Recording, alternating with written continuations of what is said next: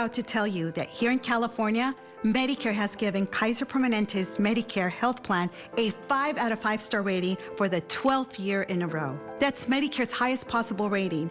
To get your free Kaiser Permanente guide to Medicare, call 1-877-705-8277 or go to kp.org/local now. From ABC 7, this is Eyewitness News. Now at 11, parents are left scrambling after LAUSD workers announced they will strike next week, forcing all schools to close. Superintendent Alberto Carvalho is live with us. And what a difference back-to-back storms have when it comes to our drought. But now we have to worry about the flooding risk. And finally, no rain. Enjoy it while you can, because it's not going to last long. Tony Cabrera is tracking another storm headed our way. Good morning. This is Eyewitness News at 11 a.m. live on ABC 7, Hulu, and wherever you stream. I'm Giovanna Lotta. Philip is on assignment. LAUSD schools may close due to a planned strike by thousands of workers. The Service Employees Union announced that a 3-day strike will start Tuesday. Eyewitness News reporter Leo Stallworth is live at LAUSD headquarters in downtown LA with more on this. Leo. Yeah, and that's the last thing that the superintendent of schools, Alberto Carvalho, wants to hear, is there will be a strike, because that's going to shut down the school system, school district. Wow, where do you go from here? Well, let me tell you what we could do before actually shutting down schools. I continue to appeal to the leadership of the unions to come and meet in a room where it happens. We have 2 back-to-back proposals before SEIU with no counter-proposals. This process has not stopped, and we have more resources to actually put on the table.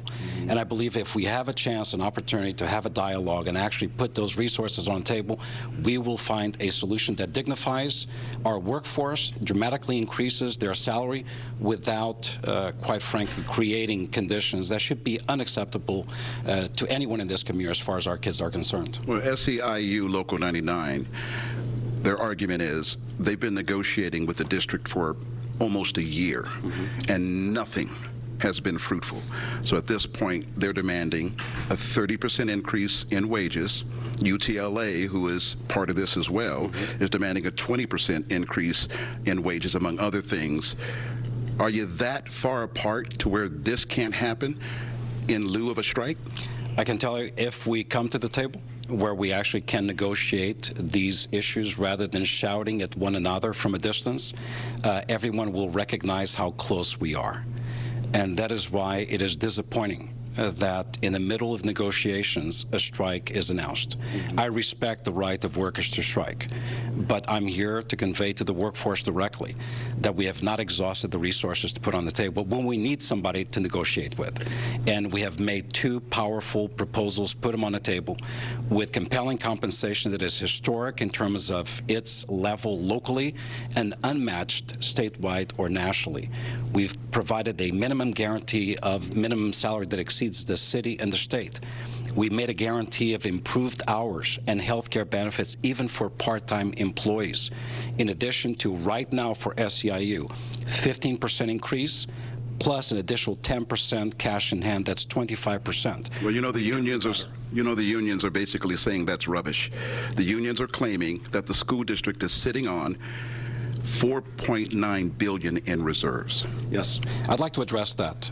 That $4.9 billion of reserved funds that have been alleged simply does not exist. We have had a certified accountant auditor, external auditor, does not work for LAUSD, to actually present to the board and certify that that is a falsehood. It has inspired false hope. We do not know where that $4.9 billion number comes from. With that said, I remain hopeful. We have additional resources to put on the table.